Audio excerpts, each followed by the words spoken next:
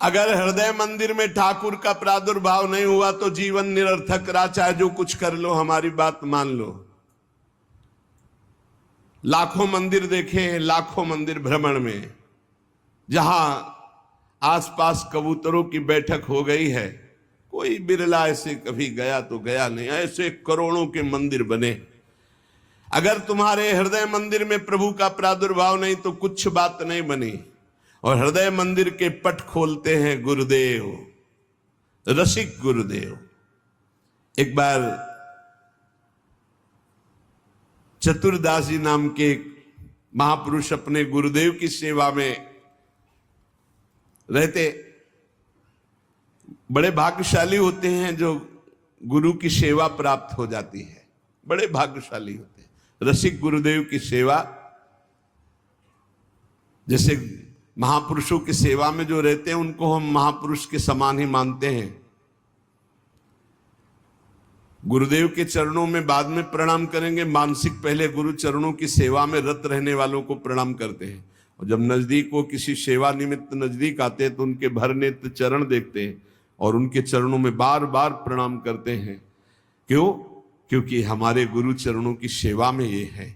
इनके चरणों की वंदना से, गुरु वंदना से भी अधिक लाभ प्राप्त होता है। जो हरिवंश उपासक सेवे सदा सेवूं ताके चरण विचारी, जो हरिवंश को धर्म सिखावे सोई तो मेरे प्रभु ते प्रभु भारी। तो श्री चतुरदास जी अपने गुरुदेव की सेवा में रहते थे। बड़े अहोभाग्य है जिनको गुरुदेव के आज्ञा पालन करने का सौभाग्य मिलता है। उनके पुण्य की क्या महिमा, जिनको गुरुदेव आदेश करते हैं आप ऐसा कीजिए। अहोभाग्य, अहोभाग्य जिन्हें गुरुदेव की आज्ञा मिल गई। इन्हीं का नाम खोजी जी पड़ा, चतुरदास जी का नाम खोजी जी पड़ा। ये गुरुदेव जी के सेवा में, अब जैसे गुरुदेव लघु शंका कर रहे हैं तो पानी लिए खड़े, गुरुदेव को हस्त प्रक्षाल आचमन आज्ञा कब क्या हो जाए तो जल की सेवा लिए खड़े थे। गुरुदेव जी लघु शंका में ही समीप बैठे। बड़ा भारी पीपल का वृक्ष दूर था तो वायु के द्वारा उसके फल और पत्ते बीज सब पड़े थे। लघु शंका किए, हंसने लगे और हंसते हंसते हाथ प्रक्षालन किया, आचमन किया।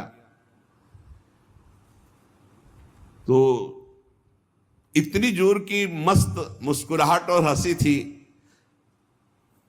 श्री चतुरदास जी ने, जिनको खोजी जी बाद में कहा गया, आचमन करा रहे थे, कहा गुरुदेव कोई मधुर प्रसंग प्रभु का याद आया या कोई घटना घटी? आप बहुत मुस्कुरा रहे हैं, बहुत हंस रहे हैं इस समय, बाह्य प्रसंग तो कोई ऐसा है नहीं।